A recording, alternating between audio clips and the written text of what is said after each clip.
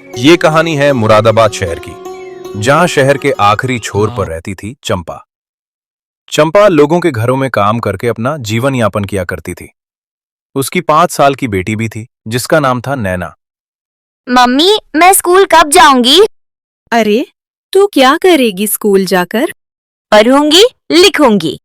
क्या करेगी पढ़ लिख कर? तुझसे झाड़ू लगाने को कहा था, लगा दी? हाँ माँ, मैंने सारा काम कर दिया। मुझे स्कूल जाने दो ना, मुझे भी बाकी बच्चों की तरह पढ़ना है। नहीं नहीं, कोई जरूरत नहीं है।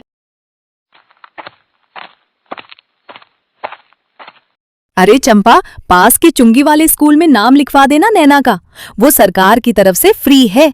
वरना अगर उन्हें पता चला कि तुम बच्ची को नहीं पढ़ा रही हो तो तुम पर कार्रवाई हो सकती है।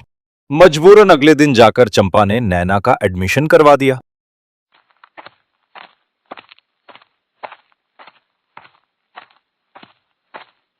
अब कल से तू स्कूल जाएगी, लेकिन एक बात याद रखना, कभी किसी अनजान इंसान से मत बात करना। कोई अजनबी मिले और वो कोई तुझे चीज दे तो मत खाना। ठीक है मम्मी, नहीं खाऊंगी। और हाँ, घर का काम ना छूटना चाहिए स्कूल के चक्कर में। नहीं छूटेगा माँ। शाम का वक्त था, सूरज ढल रहा था। तभी राधा फिर से आ गई। चंपा रसोई में जाती है और 2 कप चाय तैयार करती है। फिर दोनों सहेलियां चाय की प्याली लेकर चौखट पर बैठ जाती हैं। तो अब तो तू स्कूल वाली मम्मी बन गई है। हाँ, वो तो है। अच्छा, खैर, अब मेरा एक पुराना हिसाब तो बाकी है। क्या मतलब? याद है ना, तूने मुझसे कुछ साल पहले 5,000 रुपए लिए थे। अब तक 1 रुपया ना दिया है। हर बार बहाने बना देती है। राधा, तू जानती है ना मेरी हालत कैसी है। कभी नैना बीमार पड़ गई, कभी काम छूट गया। अब किसी तरह उसका एडमिशन कराया है। बस थोड़ा वक्त और दे दे, लौटा दूंगी ना तुझे। अगले दिन सुबह स्कूल जाते वक्त नैना कहती है, मम्मी, मेरे स्कूल में सब बच्चे रंग बिरंगे अच्छे अच्छे बैग लेकर आते हैं। मेरा थैला तो गंदा सा है। मुझे भी नया बैग चाहिए। बेटा, वो तो बहुत महंगे होते हैं। जब पैसे होंगे तो दिला दूंगी। नैना उदास होकर स्कूल जाती है। लेकिन उस दिन स्कूल के बाहर एक लंबा काला कोट पहने एक आदमी खड़ा होता है। अरे बिटिया, सुनो। कौन हो आप? मैं कौन हूँ ये जरूरी नहीं, पर मैं रोज देखता हूँ कि तुम रोज ये थैला लेकर आती हो। क्या तुम्हें बैग नहीं पसंद? नैना को मम्मी की बात याद आती है। कभी किसी अजनबी से मत बात करना, और वो जाने लगती है। अच्छा, अगर मैं तुम्हें एक नया बैग दिला दूं तो? बिल्कुल वैसा जैसे तुम्हारे स्कूल के बाकी बच्चों के पास है। हाँ बिटिया, चलो पास की दुकान तक चलते हैं। नैना उस अजनबी के साथ चल पड़ती है और जाकर बैग ले लेती है। कैसा लगा? बहुत अच्छा। अब मैं सबकी तरह बैग लेकर जाऊंगी, मजा आएगा। नैना वहां से स्कूल चली गई और फिर जब शाम ढली तो नैना स्कूल से लौटकर घर में दाखिल हुई।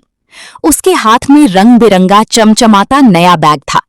जैसे ही चंपा की नजर उस बैग पर पड़ी, उसकी आंखें हैरानी से फैल गईं। ये बैग नैना तुझे कहाँ से मिला? स्कूल के बाहर एक अंकल मिले थे, उन्होंने दिला दिया। क्या? एक अजनबी ने? मैंने तुझे कितनी बार समझाया, किसी अजनबी से बात मत करना, और तू उससे बैग भी ले आई। मम्मी, वो बहुत अच्छे थे। मैं रोज पुराना थैला लाती हूँ तो बैग दे दिया। अच्छा, अब तुझे अच्छे बुरे की समझ आ गई। कौन था वो? नाम पता कुछ बताया? नहीं मम्मी, कुछ नहीं बताया, बस दिया और चले गए। सुन ले नैना, अगर वो आदमी दोबारा दिखे तो ये बैग ले जाकर वापस दे देना, और दोबारा उससे बात की तो देखना मैं क्या करूंगी। ठीक है मम्मी। अगले दिन। अरे बिटिया, बैग कैसा लगा? अच्छा लगा, पर मम्मी ने बोला है आपको वापस देना। अरे बैग बाद में ले लूंगा, पहले ये बताओ, आइसक्रीम खाओगी? अजनबी उसे पास की दुकान पर ले गया। सबसे बड़ी चॉकलेट आइसक्रीम दिलाई। नैना तो जैसे किसी सपने में थी। वो खुशी से उछलती रही और बैग वापस देने की बात भूल गई। चलो घर जाओ, मैं फिर मिलूंगा। मम्मी, आज मैंने आइसक्रीम खाई। क्या? किसके साथ? वहीं अजनबी अंकल के साथ। नैना तू सुधरेगी नहीं क्या? मैं तेरे भले के लिए मना करती हूँ, और तू अगर अगली बार उससे बात की ना तो मैं तुझे ऐसा पीटूंगी कि तू याद रखेगी। फिर एक दिन सब बदल गया। नैना स्कूल तो गई, पर छुट्टी के बाद वापस नहीं आई। चंपा की सांसें थम गई। 4 बजे, 5 बज गए, 6 भी बज गए, नैना नहीं आई। हे भगवान, मेरी बच्ची कहीं वो अजनबी उसे किडनैप करके तो नहीं ले गया? नहीं नहीं, ऐसा नहीं हो सकता। शाम ढलने लगी थी। सन्नाटा गहराता जा रहा था और नैना खिलखिलाती हुई अंदर दाखिल हुई। नैना, तू तू कहाँ चली गई थी?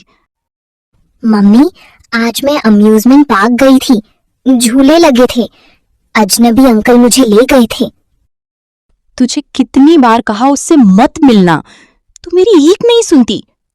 आज तो तूने मेरी जान ही निकाल दी। चंपा उसके 2 जोरदार थप्पड़ मारती है। नैना बुरी तरह रोने लगती है कि तभी बाहर से राधा दौड़ती हुई आती है। अगर वो चीज मुझे वापस नहीं मिली तो सारी मेहनत खराब हो जाएगी।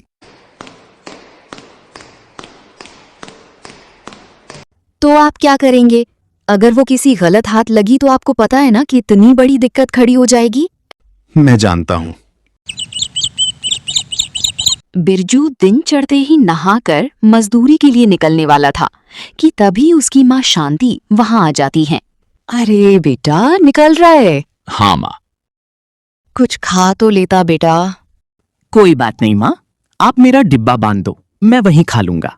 शांति कुछ नहीं बोल पाती और बिरजू डब्बा लेकर काम पर निकल जाता है। शांति मन में आंसुओं का तूफान दबाए वापस अंदर चली जाती है और सर झुकाकर अपनी चारपाई पर बैठ जाती है।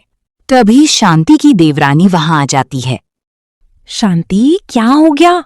ऐसा मुंह बना के क्यों बैठी है? शीला बस इतना ही बोलती है कि तभी शांति की आंखों से आंसू बहने लगते हैं। अरे क्या हुआ? रो क्यों रही है? शीला, अब अपने बेटे का ऐसा हाल नहीं देखा जाता। रोज सुबह तपती धूप में निकल जाता है, पूरे दिन मजदूरी करके आता है। उसे लगता है कि मुझे नहीं पता कि वो कितनी तकलीफों से गुजर रहा है। कोई बात नहीं, सब ठीक हो जाएगा। और लोकेश जी है ना वहां उसका ध्यान रखने के लिए। अरे कैसे होगा सब ठीक? 6 महीने हो गए रमेश जी को गए हुए, और उनके जाने के बाद से आज तक बिरजू की किताबें अलमारी से बाहर नहीं निकली। सारे सपने तबाह हो गए मेरे बेटे के। तुझे पता है ना कितना होशियार था वो, अव्वल आता था। उसका तो सपना था वैज्ञानिक बनने का। बिरजू उस भरी धूप में सिर पर उन भारी पत्थरों का बोझ लिए आ रहा होता है कि तभी पीछे से ठेकेदार की आवाज आती है। अरे जल्दी जल्दी पत्थर पहुंचाओ, रोलर आने वाला है, उससे पहले रास्ता भरना पड़ेगा। बिरजू जल्दी जल्दी चलने लगता है, लेकिन तभी झुलसती गर्मी में चलते चलते उसे चक्कर आने लगते हैं। उसके हाथ से पत्थरों का टोकरा गिर जाता है। अरे अरे क्या हुआ बिरजू भाई, ठीक हो? बिरजू कुछ बोल पाता उससे पहले ही उसकी आंखों के सामने अंधेरा छा जाता है।